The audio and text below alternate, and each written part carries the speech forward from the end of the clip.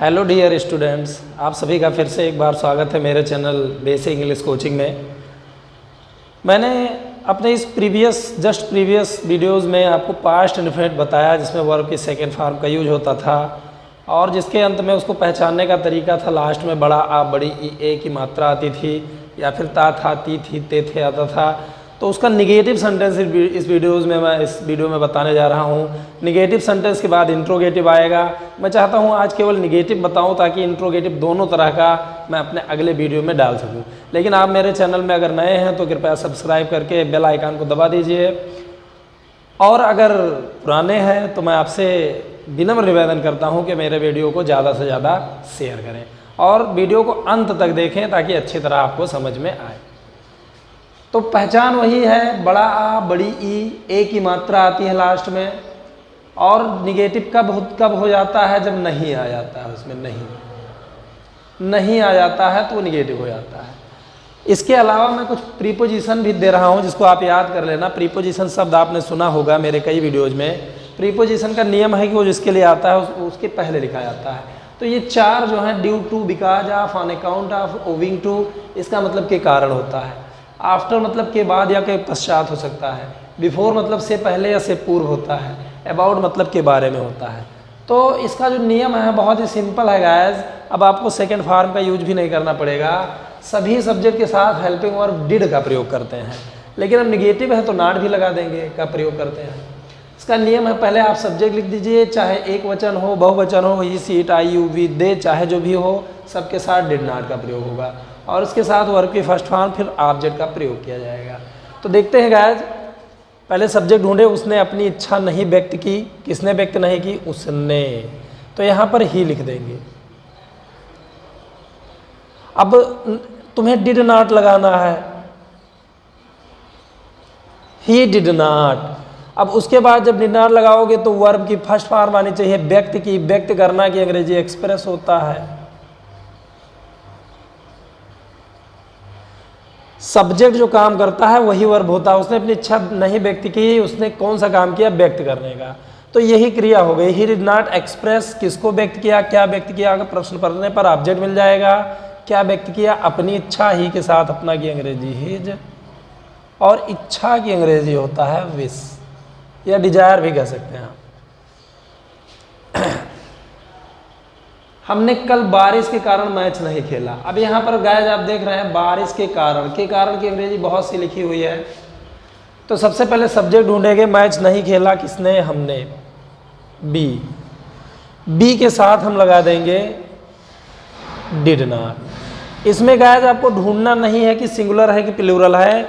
ये जो सहायक क्रिया डिड नॉट है, डिड नॉट एक वचन, बहुवचन, ही, she, it, I, you, we, दे, सब के लिए डिड नॉट का ही प्रयोग होगा।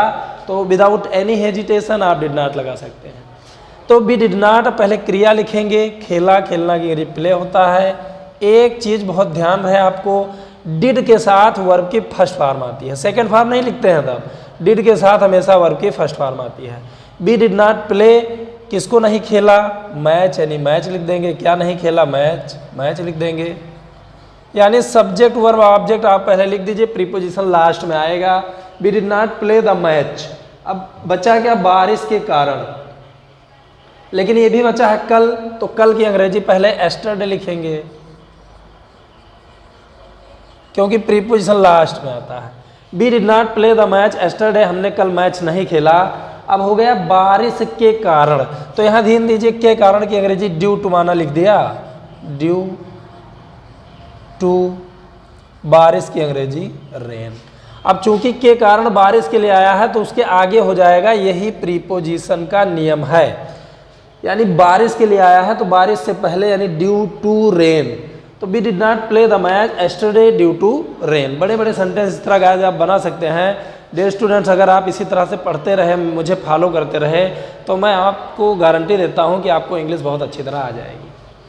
तुमने आवश्यकता के समय मेरी सहायता नहीं की। कभी कभी यहाँ पर मैं भी आ जाता है। आवश्यकता के समय में, या केवल इतना भी हो सकता है आवश्यकता के समय सहायता नहीं की। तो तुमने आवश्यकता के समय में मेरी सहायता नहीं की। मैं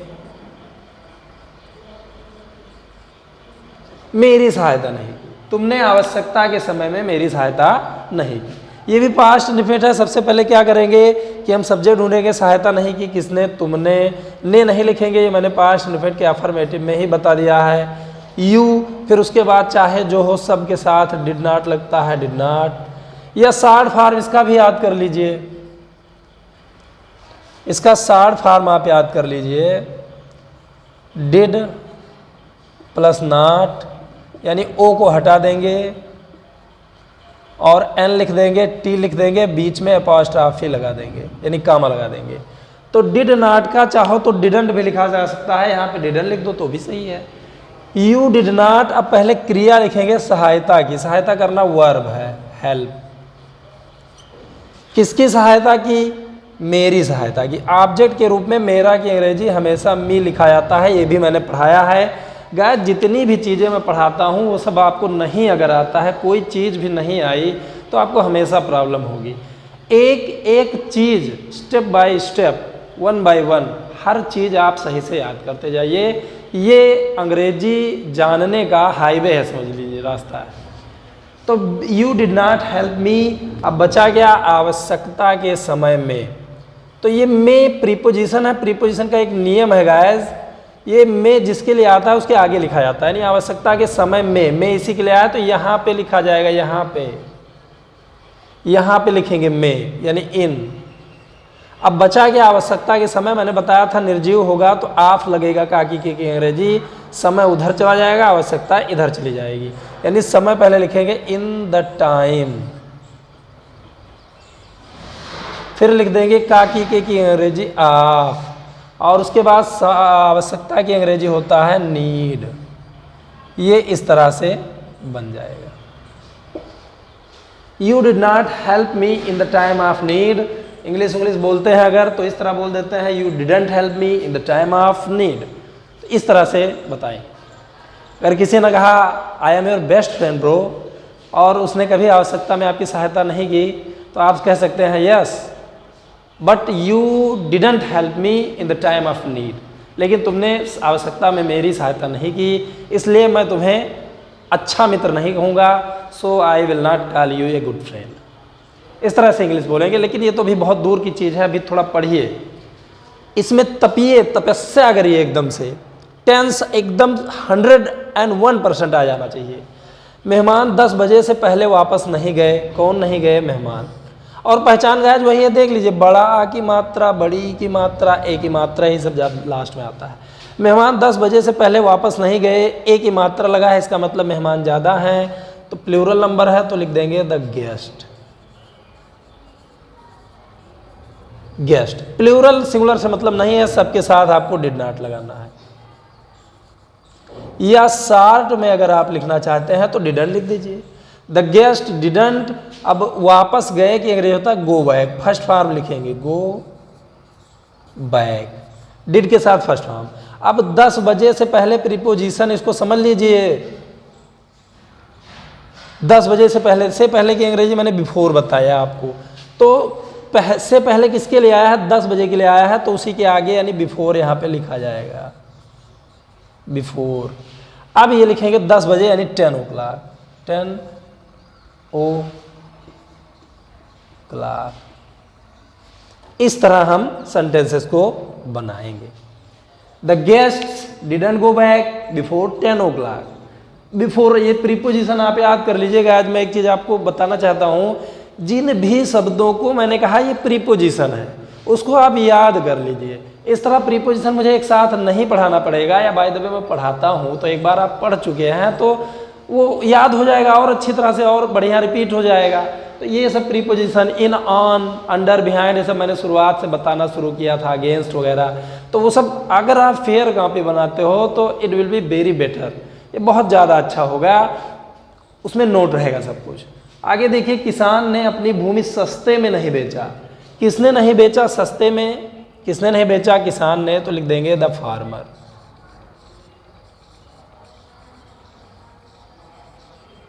द फार्मर। अब इसके साथ हम डिड नॉट लगा देंगे, या शॉर्ट फॉर्म लगाना है तो आप डिडंट लिख दीजिए, डिडंट। क्या नहीं बेचा, पहले तो क्रिया लिखेंगे सेल, अब क्या नहीं बेचा? अपनी भूमि, यानी किसान के साथ अपना की अंग्रेजी हिज लगेगा, हिज लैंड। और सस्ते में एक ऐसा शब्द है जिसमें मे की अंग्रेजी इन नहीं लिखी जाएगी, बल्कि उस शब्द में एलवाई जुड़ जाएगा। ये एडवर्ब ऑफ मैनर है, आगे आने वाले वीडियोज में बताऊंगा। एडवर्ब ऑफ मैनर में एलवाई जुड़ जाता है, उसमें में नहीं लगता है। तो सस्ते में, यानी चीप मतलब सस्ता होता है, और उसमें एलवाई जोड़ देंगे, cheaply. The farmer didn't sell his land cheaply बन गया। मैंने तुम्हारे बारे में उपन्यास में कुछ नहीं लिखा, तो किसने कुछ नहीं लिखा? मैंने आई। अब अगर इसको निगेटिव बनाते हैं तो डिडंट हो जाएगा, या अलग अलग लिखना है तो डिड नॉट लिख दीजिए। वैसे शॉर्टकट का जमाना है गाइस, शॉर्टकट जानिए। आई डिड नॉट, लिखना की अंग्रेजी राइट, पहले क्रिया लिखेंगे। आई डिड नॉट राइट, क्या नहीं लिखा? कुछ। कुछ की अंग्रेजी एनीथिंग होती है। वैसे आपने नथिंग भी सुना होगा, लेकिन नथिंग माने कुछ नहीं हो जाता है, इसलिए तब वो आके निगेटिव नहीं बनेगा, तब अफर्मेटिव बनेगा। इस तरह बनेगा, आई रोट नथिंग, इस तरह बनेगा। अब चूंकि निगेटिव है तो एनीथिंग का प्रयोग निगेटिव में होता है, और नथिंग का प्रयोग ऐसे वाक्य में होता है जो अफर्मेटिव हो, तब नथिंग लगाकर उसका निगेटिव बने। तो आई डिड नॉट राइट एनीथिंग, ये चीज़ है, ये पर्सनल प्रोनाउन है, इंडेफिनिट प्रोनाउन है। इसको मैं आगे के वीडियोज में बताऊंगा। सबसे पहला काम मेरे अनुसार आपको ट्रांसलेशन बनाना आ जाना चाहिए। मीनिंग याद करते रहिए, ट्रांसलेशन अच्छे से बनाते रहिए, आगे की जिम्मेदारी मेरी है। तो आई डिड नॉट राइट एनीथिंग, अब कहाँ नहीं लिखा मैंने? उपन्यास में। तो इन द नोवेल, नोवेल मतलब होता है उपन्यास, ये भी प्रीपोजिशन है। मैं किसके लिए आया? उपन्यास के लिए आया है, तो यहाँ लिख दिया जाएगा। अब तुम्हारे बारे में, बारे में की अंग्रेजी मैंने अबाउट बताया आपको, तो बारे में किसके लिए आया है? तुम्हारे के लिए आया है, तो यहाँ पे अबाउट लिखा जाएगा, अबाउट। अब तुम्हारे यानी इसका ऑब्जेक्टिव केस यू लिखेंगे।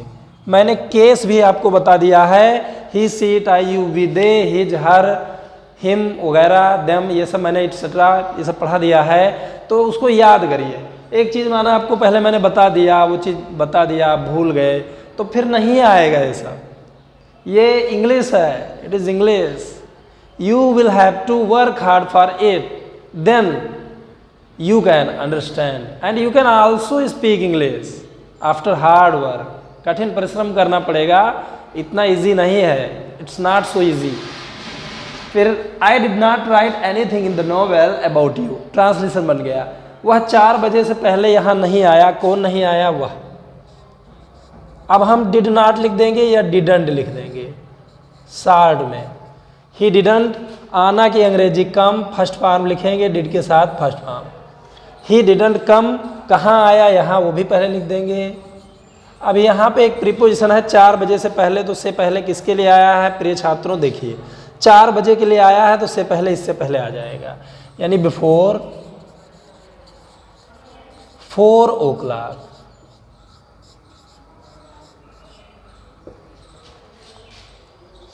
If you follow this method, you can easily translate whatever you want to। अगर इस तरह का मेथड, इस तरह का ढंग आप अपनाएंगे तो आसानी से जो भी कुछ आप ट्रांसलेशन करना चाहते हैं वो हो जाएगा। तो निगेटिव सेंटेंस मैंने बता दिया, लेकिन निगेटिव अगर इतना ही होता तो काफ़ी आसान होता ये। एक्चुअली इसमें नेवर का प्रयोग जो हो जाता है उससे थोड़ा सा कॉम्प्लिकेशन आ जाता है, तो वो मैं बताता हूँ आपको। गाइस मैं आपसे एक ही निवेदन करता हूँ कि आप सब्सक्राइब अगर कर ही चुके हैं तो इसके लिए मैनी थैंक्स टू यू। लेकिन आप शेयर भी करिए मेरे वीडियो को। जितना शेयर करेंगे उतने व्यूज़ आएंगे, ये तो सही बात है। हर व्यक्ति काम अपने स्वार्थ के लिए ही करता है, और जितने व्यूज़ आएंगे उतने एक हिसाब से मेरे अंदर एक इच्छा शक्ति जगेगी, एक प्रेरणा जगेगी, और मैं और अच्छे ढंग से काम कर सकूँगा। तो गाइस, नेवर मतलब एक्चुअली होता है कभी नहीं।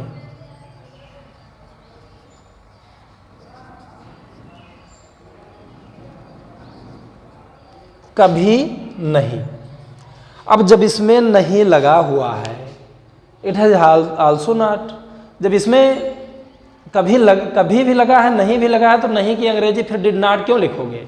नेवर निगेटिव शब्द है तो फिर डिड नॉट लिखना नहीं है। लेकिन डिड नॉट अगर नहीं लिखते हो तो आपको वर्ब की सेकेंड फॉर्म का यूज करना है। एक मैं नियम बोलता हूँ, अगर आपने एक फेयर कॉपी बनाया तो उसको लिख लेना। नेवर हमेशा सब्जेक्ट के बगल में लिखा जाता है, नेवर के साथ डिड नॉट का प्रयोग नहीं होता है, तब वर्ब की सेकेंड फॉर्म का प्रयोग किया जाता है। ये इसका नियम है। तो इसमें डिड नॉट आपको नहीं लगाना है, इसमें सब्जेक्ट के ठीक बाद नेवर का यूज हो जाएगा और उसके बाद तब वर्ब की सेकेंड फॉर्म आपको लिखनी पड़ेगी, जो मैंने बता दिया है। और ये भी बताया है कि ये बुक में सेकेंड फॉर्म याद करो, कम से कम 300-400-500 वर्ड जो रोजाना काम में आते हैं, आना जाना, खेलना कूदना, उठना बैठना, लिखना सोना, पढ़ना जगना, बहुत सारी चीज़ें जो रोज के काम में आती हैं बोलने में, वो चीज़ें याद कर लो। लगभग 200-250 वर्ड मीनिंग याद कर लीजिए। तो सब्जेक्ट नेवर प्लस वर्ब की सेकेंड फॉर्म प्लस ऑब्जेक्ट, तो इसका ये ट्रांसलेशन देखिए, उसने कभी जीवन में सेब नहीं खाया।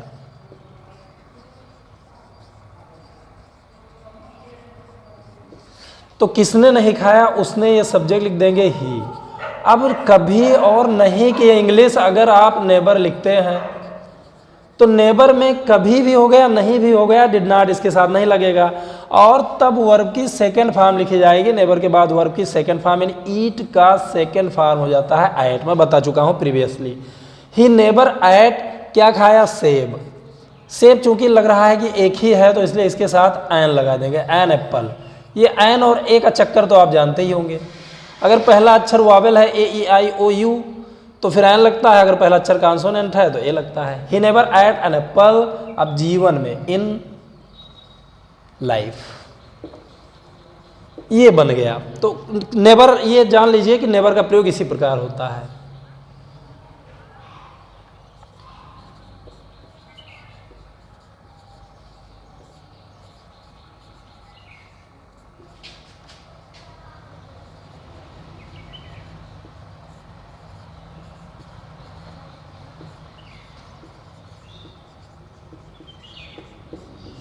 यह आदमी कभी अपना थैला नहीं लाया, इसमें कभी भी आ गया है, नहीं भी आ गया है।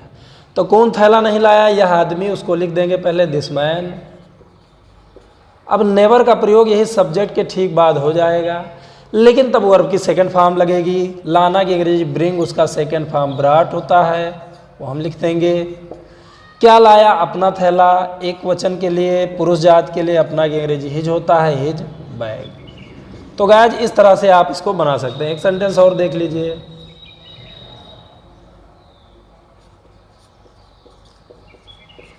तुम्हारे पिताजी ने तुम्हें कभी क्षमा नहीं किया।